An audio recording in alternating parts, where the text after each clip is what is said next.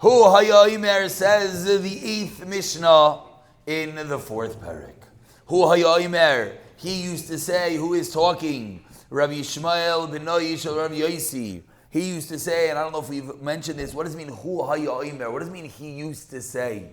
Often Mishnah say, Rabbi Oimer. What do you mean he used to say? What it means is, this was his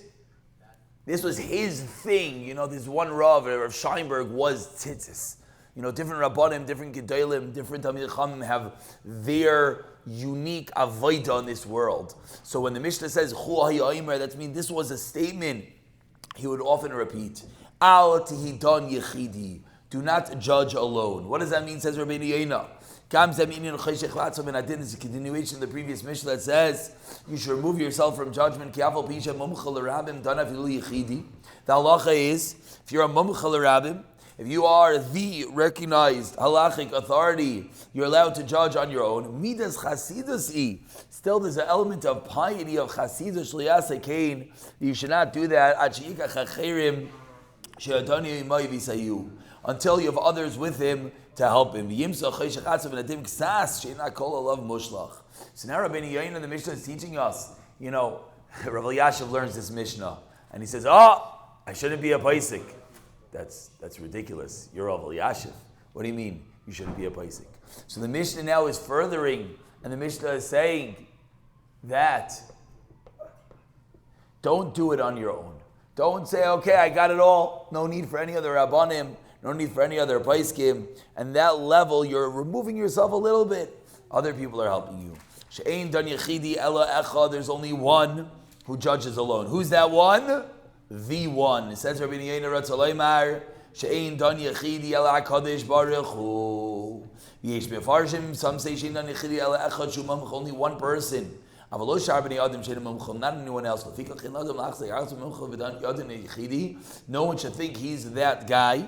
Everyone should think he needs someone to help him.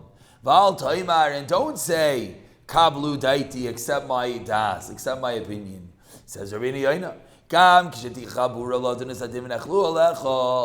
Let's say you have a group judging a case. We have 3, 4, 5 Talmidei Chachamim, and they agree with you. Al Taimer, don't say, Ani mumche, I know better. Vehem einan mumchin. As daiti yekablu v'yalu daitam etzli, except my das. Kim lo mimnead v'nasnusai, ani levadi sidanis yidi yasadin. Because if not for my anova, I would have done it on my own. Gamatas v'rasi dasa, she'ein l'chalach shevizeh, you should never think that. Which again, we're talking about incredible people. We're talking about someone who potentially could be the Gadol Hadar. And still the Mishnah is teaching us the care that has to be taken, that he should never think that he could do it on his own. For they have a Rishayim, they have permission, and not you. If the other Dayanim agree, then great. You can't force him on this. We can conclude with one last Mishnah of Rav Yonis and Omer. Anyone who keeps the Torah in poverty, will eventually keep it in wealth. And if you're mevatel the Torah in wealth, now this, one might think, no, does this apply to me? But let's hear how Rabbeinu Yoina explains this. Says Rabbeinu Yoina, you know what it means, mekayim the Torah in poverty? What it means is,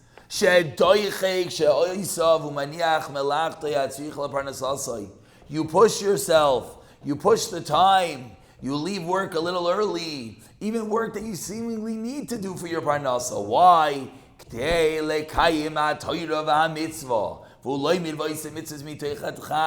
And you push yourself to mitzvahs even when difficult. You know what's going to happen?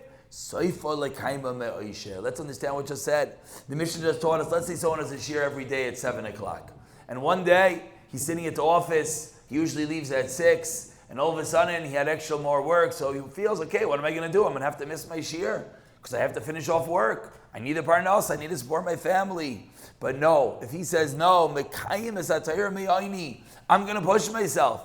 I'm going to leave the office, I'm going to go to the shir. How it's going to work out, I don't know. You know what you have? You have avtacha, says the Mishnah. That you're going to keep the Torah in wealth.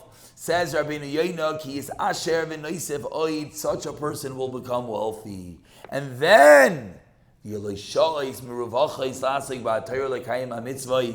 have more time to learn Torah. He'll have a lot of money. He won't have to work so hard. To learn with ease.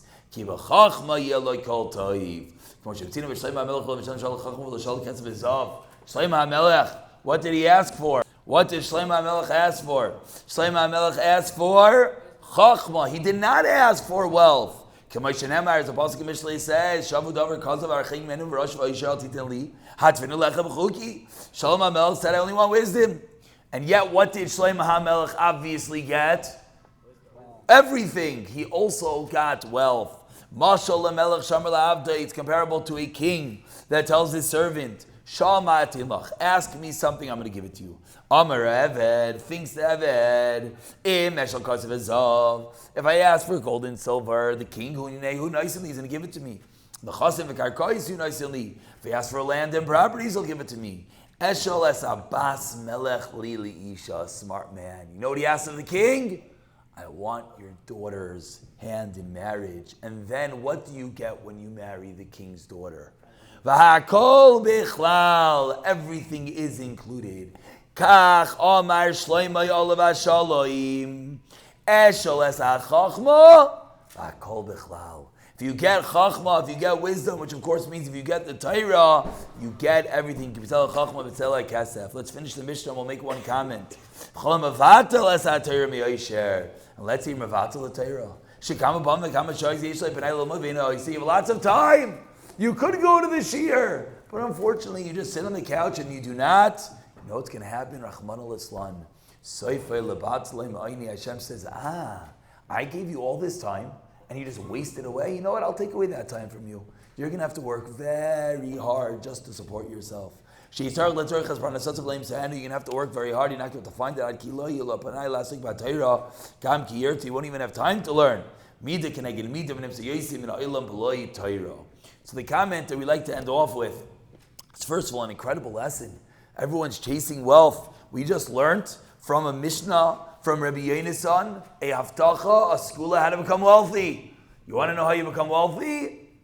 Keep the Torah even when it seemingly counteracts your wealth. It seemingly runs contrary to your business schedule. Then Hashem will give you more time for the Torah. But I think we also could learn a deep lesson over here, not necessarily when it comes encounter to money.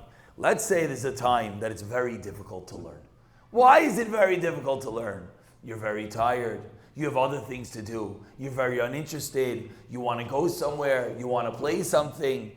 If you say, wait, now is the time to learn. It's a time of poverty. It's a time of difficulty. But I push myself to learn. You know what Hashem says? I'll give you extra time. I'll allow you. I'll make it easier for you to learn. So I think the take-home lesson for all of us is, learning's not so easy. I think we all know that. We push, we try. We're going to go back to yeshiva. And it's difficult at times. So you know how that you're going to get success in yeshiva? When you're mekayim es haTorah me'oini. What does it mean me'oini? When you're sitting in camp and it's difficult to learn, and you push yourself to learn a little bit, then Hashem says, when it was hard for you, when you were me'oini, you push yourself to learn.